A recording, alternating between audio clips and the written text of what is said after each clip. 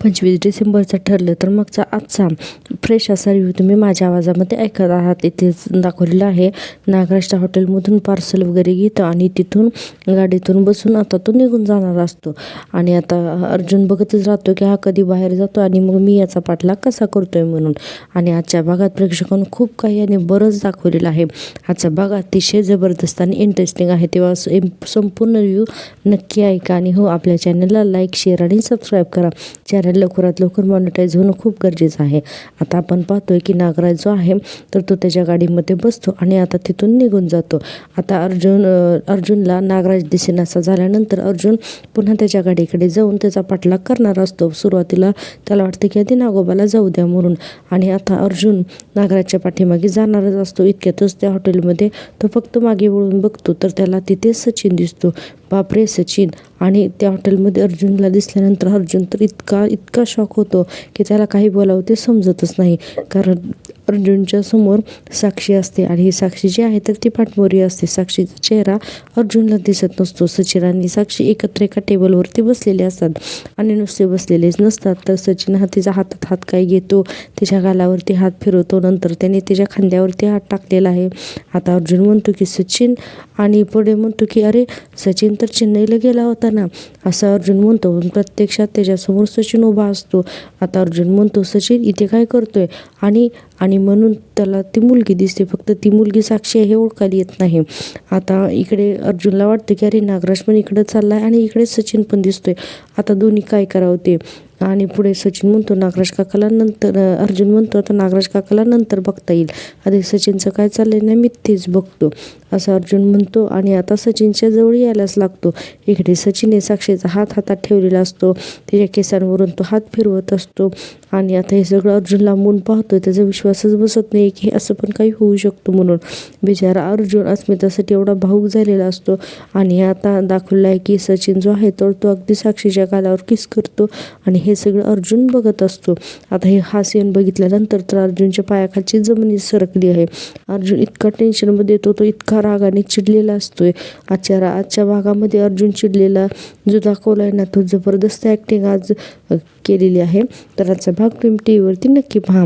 आता अर्जुन सचिन आणि साक्षीकडे येणारच इतक्यातच त्याला कोणाचा तरी धक्का लागतो आणि अर्जुन सॉरी म्हणत असतो आणि त्या व्यक्तीला त्याच्या पडलेल्या ज्या वस्तू आहेत त्याच्या हातात देतो.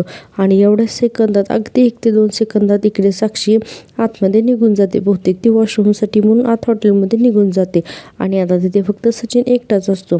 आता अर्जुन त्या माणसाला धडकल्यानंतर त्याचा मोबाईल खाली पडतो तर तो उचलतो आणि नंतर पाहतो तर ती मुलगी तिथून निघून गेलेली असते. अर्जुन बघतो साईडला तर ती मुलगी तिथे नसते, ती मुलगी निघून गेलेली असते. आता होतं असं की अर्जुनने पाहिले की ती मुलगी तर नाही आहे. आणि मग आता अर्जुन आता सचिनकडे येणार असतो. आता पाहूयात की सचिनकडे आल्यानंतर काय होतं ते. इतक्यातच आपल्याला दुसरा सीन दाखवलेला आहे. इकडे नागराज दारू पीत बसलेला असतो आणि महिपतला तिथे आडवं टाकलेलं असतं. नागराज म्हणत असतो काय रे महिपत, असा का बघतोयस रे माझ्याकडं हा. आणि पुढे म्हणतो की दारू पिताना काय कधी बघितलं नाहीस का मला, तो हो बोल ना, असं नागराज म्हणत असतो. आणि पुढे त्याला म्हणतो की हवी आहे दारू, हवी आहे तुला, एक पेग हवी आहे का अशी शिंपडू मी तुझ्या अंगावरती असं म्हणून नागराज आता हसायला लागतो. महिपत म्हणतो तू पिऊन घे नागराज, शेवटची पिऊन घे नागराज तू, असं म्हणतो. आता नागराज म्हणतो अच्छा बरं नागराज, नागराज म्हणतोयस तू मला. आता नागराजाचं म्हणतो. त्याच्यानंतर पुढे नागराज म्हणतो की 25 वर्ष नागराज शेठ म्हणणारा महिपत आज काय म्हणतोय तर नागराज बरं असं म्हणतो. कारण आता नागराजला त्याची लायकी दाखवलेली असते. महिपत म्हणतो तू तुझ्या लायकीवर उतरलास ना, मग मला पण माझ्या लायकीवर उतरावं लागलं ना, असं महिपत म्हणतो नागराजला. नागराज हे सगळं बघत असतो. आता महिपत पुढे म्हणतो तुझ्या अशी हाल करून मारणार आहे ना मी नागराज की तू पाणीसुद्धा मागत नसतो. आता नागराज म्हणतो सोड रे ए महिपत सोड, तुझ्या असल्या पोकळ धमक्या ना मी खूप ऐकल्यात असं नागराज म्हणतो. आणि आता तो हसत तो तिथे दारू पित असतो. आता लगेचच पुढचा सीन दाखवलाय. प्रिया इकडे बेचैन होऊन घरामध्ये फेऱ्या मारत असते आणि म्हणत असते नागोबाने महिपतला कुठं लपवून ठेवलं असेल. ते दोघे जण कुठेतरी एकत्र आहेत आणि मी बाहेर फेकली गेली म्हणून, कारण आता हिचा पत्ताच कट केलेला असतो नागराजने. आता पुढे प्रिया म्हणते की मागच्या वेळेला ते दोघं एकत्र आले तेव्हा माझे खरे आईबाप शोधून काढले होते आणि आता मी तन्वी नाही आहे हे सगळ्यांना सांगितलं तर मी काय करायचं, हा विचारच करून साक्षी जी प्रिया जी आहे तर ती घाबरलेली असते आणि म्हणते की नाही नागराजला फोन करायलाच हवं. जोपर्यंत नागोबा फोन उचलत नाही तोपर्यंत नागोबाला फोन करायलाच पाहिजे. म्हणून ते एकसारखे ह्या नागराजला फोन करते. आता नागराज म्हणतो बघ महिपत तुझी लाडकीची चुंदरी दर 2-2 मिनिटांनी मला कॉल करते बघ, असं नागराज महिपतला फोन दाखवून म्हणत असतो आणि पुढे म्हणतो की घाबरली आहे, जाम घाबरली आहे.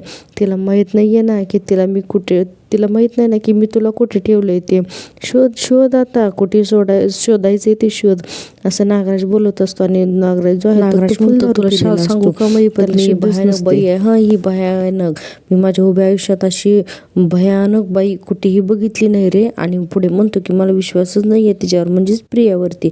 आणि आपण दुसरा सीन पाहतोय. सायली म्हणत असते सुमन काकू मी तुम्हाला जे सांगितलंय ते अगदी लक्षात ठेवा हां, आणि अगदी कधीही वाटलं अगदी मध्यरात्री तरीसुद्धा मला फोन करा हां, मी अगदी धावत येईन हां. आता असं म्हणल्यानंतर प्रतिमा त्या म्हणतात की मी सुद्धा आता नीट लक्ष ठेवणार आहे हां सायली, सुमनला मी परत दुबळी नाही पडू देणार. असं म्हणून आता सुमन आणि प्रतिमा त्या दोघे एकमेकीच्या हातात हात घेतात. आता आपण पाहतोय सायलीचं इकडे लक्ष असतं. सायलीचं संपूर्ण लक्ष मोबाईलवरतीच असतं. आता सुमन म्हणते काय झालं सायली म्हणते काही नाही. आता लगेच सुमन म्हणते बरं माझं एक काम आहे मी आलेच. आता प्रतिमा त्या म्हणतात हो. आता सायली मोबाईल घेते आणि बाहेर येते, म्हणजे साईडला येते, तिला अर्जुनला फोन करायचा असतो म्हणून. आता सुरुवातीला तर ती अर्जुनला मेसेज करते की काय झालं नागराज काका कुठे गेलेत तर ते कळलं का म्हणून. आता असं सायलीने मेसेज करून पाठवलेला असतो. आता इकडे अर्जुन आज सचिनकडे यायलाच लागलेला आहे. इतक्यातच सायलीचा फोन येतो. प्रेक्षकांना तुम्हाला एक गोष्ट लक्षात येते का, ज्यावेळेस महिपत जंगलामध्ये प्रतिमा त्याला खरं सत्य सांगणार असतो की या सगळ्याच्या मागं सुपारी दिली होती नागराजनेच मला किल्लेदारच्या ॲक्सिडेंटची, त्यावेळेस सुद्धा सायली अचानक मध्ये आली आणि त्यामुळे ते सत्य रिव्हील होता राहिलं होतं. आणि आज सुद्धा सेम तसंच आहे. आज सुद्धा रेड हँड सचिनला अर्जुन पकडणारच असतो. इतक्यातच सायलीचा मेसेज आला आणि आज सुद्धा या सायलीमुळे तिची मुलगी असते जी सचिन समोर दिसते अर्जुनला, म्हणजे साक्षी, तर ती तिच्या हातातून निसटलेली असते.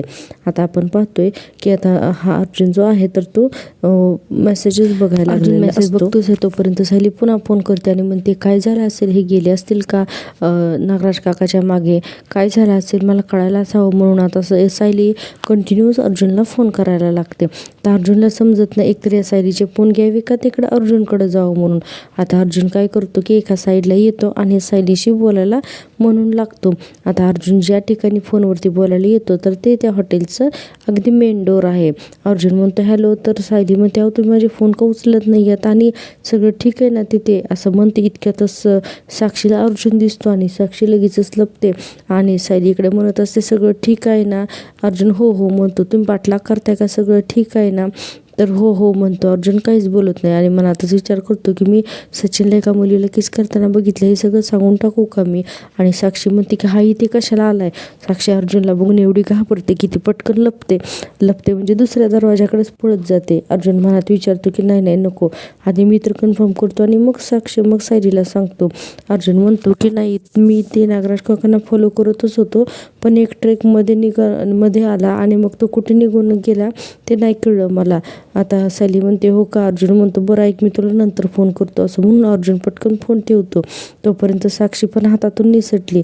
या सायलीमुळे आजची ही दुसरी वेळ आहे की मेन गोष्ट अर्जुनच्या हातून निसटली. आता आपण पुन्हा प्रियाचा सीन बघतोय. प्रिया बेचैन झालेली असते, काही केल्या नागोबा काही फोनच उचलत नाही. प्रिया कंटिन्यू नागोबाला फोन करत असते. आता इकडे नागोबा मस्तपैकी दारू पीत बसलेला असतो आणि त्याचा फोन कंटिन्यू वाजत असतो. आता ह्या नागराजचं लक्ष जात असतं फोनकडं. नागराज महिपतला म्हणत असतो महिपत माझा तुझ्यावर सुद्धा विश्वास नाही आहे. त्या तुळजापूरला मला तू इथं गोळी झाडलीत, मला गोळी इथून लागून गेली, मला जर काही झालं असतं तर माझा नाही तुझ्यावर विश्वास. आता महिपत म्हणतो त्या दिवशी ती गोळी तुला लागायला पाहिजे होती, म्हणजे ही सापाची अवलाद आहे ना तिथल्या तिथं ठेचून पडली असती. त्यावर नागराज म्हणतो कर रे, तुला हवी ती बडबड कर, बोल, मला नाही काय फरक पडत, बोल तू. असं म्हणून नागराज पुन्हा दारू प्यायला लागतो. आणि इकडे प्रिया कंटिन्यू नागराजला फोन करत असते. आणि ही प्रिया जी आहे तर ती एवढी फोन करते की नागराज तिला अवॉइड करतो. आता नागराज म्हणतो की हे बघ पुन्हा तुझ्या चिचुंदरीचा मला फोन आला, इकडे तू तडतडपडतोय आणि तिकडे ती तळमळती आणि मी मधल्यामध्ये एन्जॉय करतोय, असं नागराज म्हणत असतो. आता हे नागराजचे दिवस सुद्धा प्रेक्षकांना भरतच आले तर आता लवकरच अर्जुन आणि सायली नागराजपर्यंत पोचणारच आहेत. आणि इथून पुढचे तू हे ठरलं तर मगचे भाग खूप इंटरेस्टिंग आहेत. आता प्रिया पुन्हा नागराजला फोन करते आणि नागराज काही फोन उचलतच नाही. आता असं वैतागलेली प्रिया बेडवरती मोबाईल फेकून देते. इकडे नागराज म्हणतो की नो कॉल असं म्हणत असतो. नागराज एवढा दारू पेलेला असतो की त्याला काही समजतच नसतं. आता महिपत नागराजकडे बघतो तर नागराज म्हणतो असं का बघतोयस रे महिपत, मला माहिती की तू माझ्याकडे का बघतोय ते. आणि म्हणतो की बाटीकडे लक्ष येणार तुझं, घशाला कोरड पडली असेल ना तुझ्या, असं नागराज म्हणत असतो. म्हणून आता उठतो आणि म्हणतो की तुझ्या घशाला कोरड पडली म्हणून 25 वर्षाच्या मैत्रीला जागणार हा महिपत शेठ, असा नागराज स्वतःलाच म्हणून घेतो. आणि पुढे म्हणतो की महिपत शिकरे प्या, असं म्हणून ती बाटली घेतो दारूची आणि आता महिपतच्या तोंडावरती ओतायला लागतो. आणि महिपतच्या तोंडामध्ये ती ओततच नाही, तिच्या डोळ्यावर कपाळावर अशी दारू ओततो आणि म्हणतो की पी महिपत, पी माझ्या मित्रा दारू पी, असं म्हणत त्याच्या सगळ्या चेहऱ्यावरती हा नागराज जो आहे तर तो दारू सगळी सांडवून टाकतो. आजचा एपिसोड इतका मोठा आहे आणि इतक्या काही घटना आज दाखवलेल्या आहेत की प्रेक्षकांनो आजचा रिव्ह्यू तुम्ही नक्की ऐका. आता आपण दुसरा भाग बघतोय की इकडे सायलीशी बोलणं झाल्यानंतर अर्जुन जातो सचिनला भेटायला. इकडे साक्षी पळत दुसऱ्या हॉटेलच्या मागच्या दाराने तिच्या लाल गाडीमध्ये येऊन बसते आणि तिथे आल्यानंतर ती लगेच सचिनला फोन करते. आता सचिन तिथेच बसलेला असतो आणि सचिन म्हणतो की हॅलो म्हणून म्हणतो आणि पुढे म्हणतो की अगं कुठे आहेस तू. आता साक्षी म्हणते अरे माझं एक महत्त्वाचं काम आहे, मला घरी जावं लागतंय. सचिन म्हणतो का, तर साक्षी म्हणते मी तुला सगळं सांगते, तू आधी इथे ये, मला निघावं लागेल, पटकन ये. सचिन म्हणतो ओके ब्युटिफुल, आलोच मी. तर लगेच साक्षी फोन ठेवते आणि आता हा सचिन जो आहे तर हा लगेच तिथून उठतो आणि जे हॉटेलच्या आतमध्ये जातो, म्हणजे त्यालाही जायचं असतं ना साक्षीसोबत म्हणून. आता अर्जुन सचिन आतमध्ये गेल्यानंतर अर्जुन तिथे येतो आणि अर्जुन तिथं आल्यानंतर बघतो तर तिथे सचिनच नसतो. आजसुद्धा सायलीच्यामुळे आजसुद्धा हे सगळं प्रकरण अर्जुनच्या हातून थोडंसं निसटल्यासारखं वाटतंय, पण तसं होत नाही आहे. सचिनला नंतर अर्जुन पकडतोच. आता आपण पाहतोय की त्या जागेला अर्जुन येतो आणि म्हणतो अरे सचिन कुठे गेला, असं म्हणून अर्जुन आता सचिनला शोधायला लागतो. आता आणि त्याला फोन लावतो तर सचिन काही फोन उचलतच नाही. आता आपण इकडे दुसरा सीन पाहतोय तो म्हणजे अश्विन आणि प्रियाचा. तर आता अश्विन पुन्हा तिचा लॅपटॉप वगैरे सगळं घेऊन आता मध्ये आलेला असतो रूममध्ये आणि आता प्रिया अश्विनकडे बघते आणि आता अश्विनला सुद्धा मनवायचं असतं तिला. तर प्रिया फक्त म्हणते की अश्विन अरे दमलायच का रे, मी काम करते, तुझ्या पायाला छान मसाज करून देते म्हणजे तुला बरं वाटेल. आता असलं म्हणल्यानंतर अश्विन काहीच बोलत नाही. प्रिया म्हणते अश्विन अरे किती वेळ असं चिडून बसणार आहे, मी माझी चूक कबूल केली आहेस ना, मी परत कुठं बोलणार नाही असं प्रॉमिसही केलं आहे ना, अजून मी काय करू. आणि पुढे म्हणते की ठीक आहे मी तुझे पाय धरते आणि सॉरी म्हणते, तुला हवं असेल ना तर मी माझं डोकं ठेवते. आता अश्विन लगेच उठतो आणि म्हणतो हे असले तमाशे करण्याची काही गरज आहे का, त्यापेक्षा ना जरा खरं बोलायला शिक, असं अश्विन प्रियाला म्हणत असतो. आणि पुढे म्हणतो की नवरा बायकोच्या नात्यामध्ये ना काही लपवायचं नसतं आणि तू काय करतेस, तू फक्त लपवाछपवी करतेस. आता प्रिया म्हणते आता यापुढे मी कधीच खोटं बोलणार नाही, आय प्रॉमिस. आता अश्विन म्हणतो की तू हे वाक्य इतक्यांदा बोललीस ना की तिची व्हॅल्यूज राहिलेली नाही आहे आणि आता सुद्धा तू खरं बोलशील याची व्हॅल्यूज राहिलेली नाही आहे, आता हे खरंच वाटत नाही मला. अश्विन म्हणतो की आता तुला खरंच आता विचारतो तन्वी, हल्ली तू सतत बाहेर असतेस, त्या रात्रीसुद्धा तू रात्रभर बाहेर होतीस, मला माझ्याबरोबर मालदीवला यायला नाही म्हणालेस, या सगळ्याचा एकमेकाशी काहीतरी संबंध आहे ना. आता असं म्हणल्यानंतर प्रियाला काही बोलताच येत नाही. आता इकडे नागराज जो आहे तर तो फुल दारू पिलेला असतो. आता तो म्हणतो की थकली वाटतं प्रिया फोन करून कारण ते प्रियाचे फोन बंद झालेले असतात रूममध्ये, इकडून अश्विन आलेला असतो म्हणून. नागराज म्हणतो पण प्रियाचं माझं बोलणं हे तिच्या मर्जीवर अवलंबून नाही आहे, माझ्या मर्जीवर अवलंबून आहे की मी प्रियाशी कधी बोलायचं ते, असं म्हणून नागराज आता एकसारखी प्रियाला फोन करायला लागतो. प्रिया म्हणते, अश्विन अरे मी घरात राहिले तरी तू म्हणतो तू काहीच करत नाहीस, मी बाहेर गेले तरी तुला प्रॉब्लेम आहे. अश्विन म्हणतो, अगं तू बाहेर जाण्याचा मला प्रॉब्लेमच नाही आहे, तू खोटं बोलतेस नाही याचा मला प्रॉब्लेम आहे. आणि इतक्यातच फोन वाजायला लागतो. आता प्रिया मनात म्हणते, नागोबा कॉल करत असेल का म्हणून फोन उचलायला जाते. की अश्विन म्हणतो, आता सुद्धा फोन महत्त्वाचा आहे का? तर लगी प्रिया म्हणते, नाही नाही नाही, अश्विन तिला बोलूच देत नाही आणि म्हणते की नाही महत्त्वाचा कॉल असेल म्हणून घेत होते. आता अश्विन म्हणतो, तुम्हाला उत्तर देणं टाळते हे मला कळत नाही असं वाटतंय का तुला?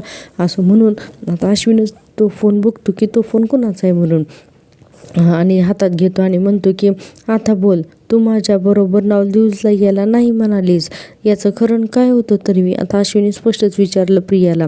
आता प्रियाकडे उत्तरच नाही आहे द्यायला आणि इकडे नागराज कंटिन्यू प्रियाला फोन करायला लागलेला असतो.